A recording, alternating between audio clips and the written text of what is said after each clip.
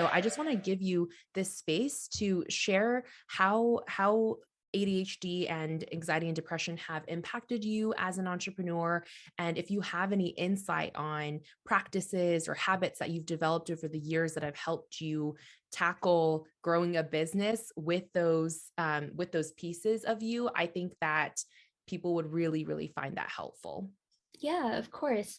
So I would say I'm a like later in life diagnosis. So I wasn't diagnosed with ADHD until I was 25. And I actually like went in and asked to be assessed because like I had read a couple of books. Like, yeah, it probably took like 2 or 3 years for me to like convince myself that like I wasn't looking for excuses and I wasn't lazy, that I should probably go like talk to someone about this. And even on the way to like the doctor's appointment, I was like, maybe this is a mistake. He's gonna just tell me there's nothing wrong with me. And that like, like all of the fears I had, which was like I was not motivated enough, didn't work hard enough, like all of those things were true. I have the like it's called like the inattentive expression of ADHD. So like as a child and as an adult, like I'm very rarely physically impulsive. And Mhm. so if there are any parents out there, teachers out there who are currently like working with children, and it's getting better now, but like children with the more inattentive expression often get overlooked. And usually, like ADHD in girls look like that, right? So, like when we think ADHD, sometimes we think like really boisterous boy, can't like, keep seated, can't keep his hands to himself or whatever.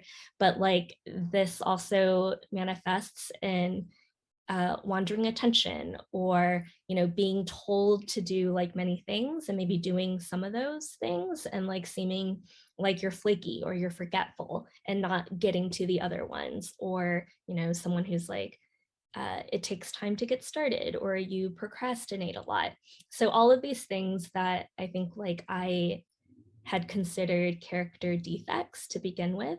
And growing up as well, like I was a good student, right? Like I had a good career before quitting and trying to do my own thing. So I was very high functioning, Mhm. but that also came like at the cost of a lot of like white knuckling through things. Like the way I used to study for exams, for example, was incredibly inefficient because like I couldn't remember stuff.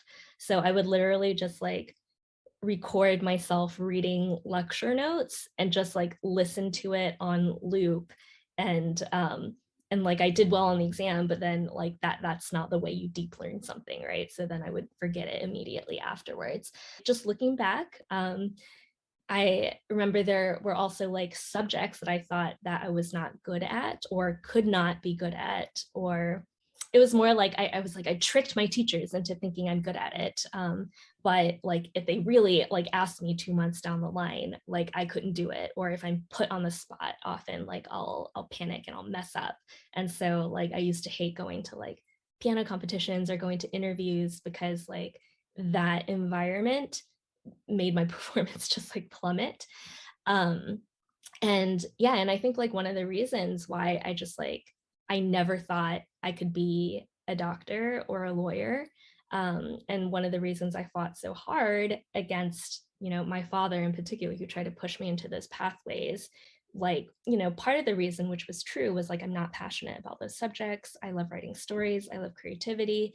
But I think part of it was also like I knew without words the limitations I thought like my brain gave me. So I was like, I can't go into trial. And this is like when I was 16, so far away from like being a lawyer, right? Like for someone with ADHD, there's like time blindness, like everything is now. So like I'd be thinking, like I'm gonna send someone to prison because I'm gonna forget like a note here, or like I'm gonna forget what to say, even though I rehearsed it like many, many times before. And like same thing with like, being in the medical field. So I also feel like one of the reasons why I gravitated towards being an artist was I thought that would save me from that pressure, which is not always true. It's like, sure, the pure creation of it is very fun and is very joyful. And my kind of wandering attention, I divergent thinking helps a lot with it.